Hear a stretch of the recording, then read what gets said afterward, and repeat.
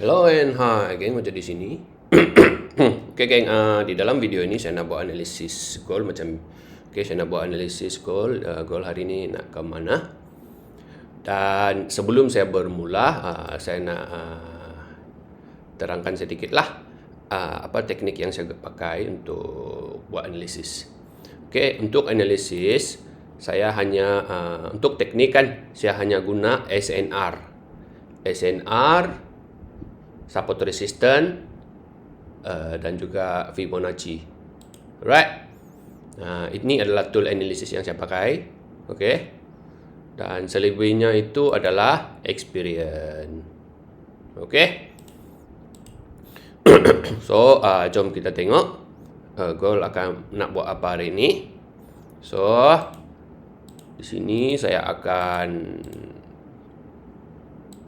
saya biasa suka tengok di time frame 1 jam lah, sebab saya nak kalau boleh scalping lah, scalping dalam minimum 50 pips. Tapi by the way kita akan analisis gold ini dulu lah.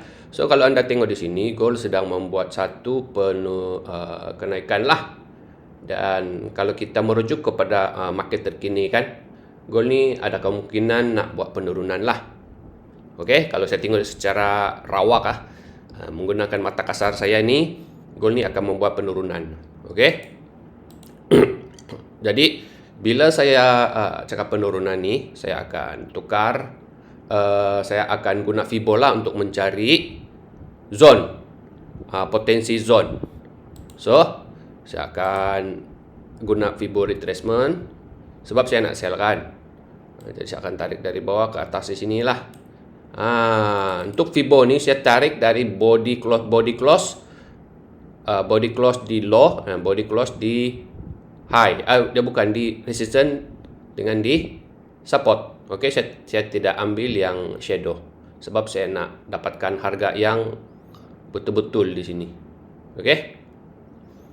Jadi kalau tengok di sini sebenarnya price pun dah masuk lah level potensi entry lah di sini 23.38. Tapi ini tak bermaksud yang setup ni masih dah valid. Dia belum valid lagi. Okey. Kalau kita nak valid dia, kita kena tunggu price membuat confirmation. Confirmation di time frame yang lebih kecil lah. Okey. Di sini ada 5 minit, ada 15 minit, ada 30 minit. Tapi untuk buat masa sekarang ni belum lagi ada setup confirmation untuk sell. Okey. Dan penting juga di sini adalah timing.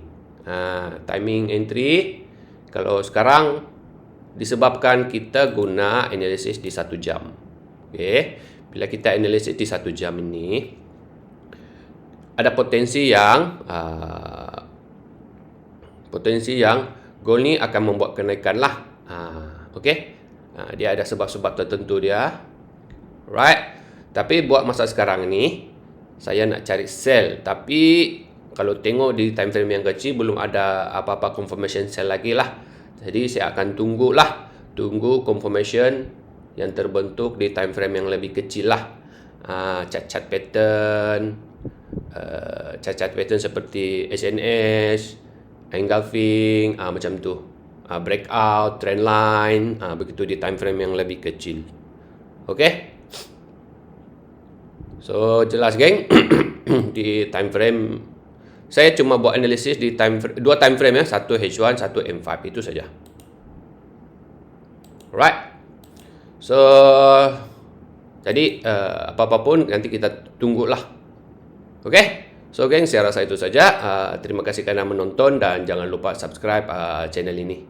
Okey, saya akan cuba update video setiap hari lah supaya anda boleh belajar. Okey. So saya rasa itu saja. Terima kasih kerana menonton. Kita jumpa lagi di next video. Okey, bye bye.